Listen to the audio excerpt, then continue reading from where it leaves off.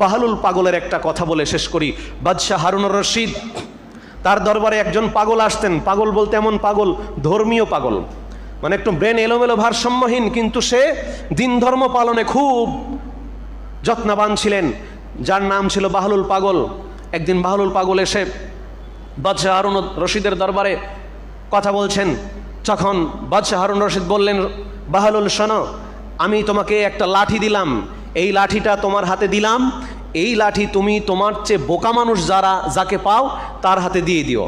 তখন পাগল বাহলুল খুব খুশি হয়ে গেলেন যে বাদশাহ আমাকে লাঠি উপহার দিয়েছে, মাশাআল্লাহ, আমার সে বোকা মানুষ পেলে তাকে দিতে বলেছে। তখন অনেক দিন পরে ঘুরে ঘুরে এসে বলছে, বাদশাহ নামদার, আমি তো আমার চেয়ে কোনো বোকা মানুষ পাই নাই, এই যে আপনার লাঠি ধরেন। বলছে, না, যখন পাবে তখন দিয়ে দিও। কিছুদিন পরে বাহলুল পাগল খবর পেল বাদশাহ হারুনুর রশিদ মৃত্যুশয্যায় মুমূর্ষ অবস্থায় আছে। তখন এসে বাদশাহর কাছে বসে বিনয়ভাবে বাহলুল পাগল বলছে যে, বাদশাহ হারুনুর রশিদ, আপনি কি অবস্থায় আছেন?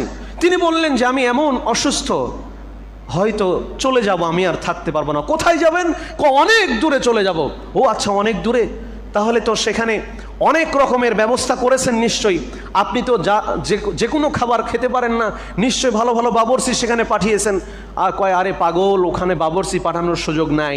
তাহলে তো নিশ্চয় নিরাপত্তা কর্মী পাঠিয়েছেন, রাস্তা ক্লিয়ারেন্সের জন্য পাঠিয়েছেন। বলে, না, এমন জগতে যেতে হবে আমাকে, সেই জগতে কোনো কিছু করার সুযোগ নাই, রিক্ত হস্তে খালি হাতে সেখানে যেতে হবে।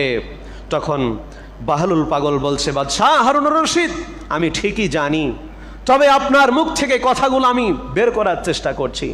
আপনি যে আমার হাতে লাঠি দিয়ে বলেছিলেন আমার চেয়ে বোকা মানুষ পেলে আমি যেন লাঠিটা দিয়ে দেই, কিন্তু আজকে আমার কাছে মনে হচ্ছে আপনি আমার চেয়ে বেশি বোকা। কারণ আপনি আখিরাতের জন্য, আপনি দুনিয়াতে যেমন প্রস্তুতি নিয়েছেন, কোথাও গেলে সৈন্য সামন্ত বাহিনী একেবারে রেডি হয়ে যায়, বাবরসি নিয়ে আপনি সফরে চলে যান, ভালো ভালো রান্না বান্না, কি ভিআইপি অবস্থা, কিন্তু এখন চলে যাবেন কিয়ামতের সেই কঠিন ময়দানের উদ্দেশ্যে, আলামে বারজাকে বা মৃত্যুবরণ করতে হবে, পরজগতে যাবেন, তার জন্য কেমন প্রস্তুতি দরকার তা তো নিতে দেখিনি। তবে বাদশাহ হারুনুর রশিদ ভালো মানুষ ছিলেন, দিনদার মানুষ ছিলেন। এরপর বাহলুল বললেন, এই যে বাদশাহ, আপনি যে বলেছিলেন আমার চেয়ে বোকা মানুষ পেলে লাঠিটা দিয়ে দিতে, আজকে আমি বোকা মানুষ পেয়েছি, এই যে আপনার লাঠি আপনি ধরেন, আমার কাছে মনে হচ্ছে আজকে আমার চেয়ে বোকা মানুষ আপনি।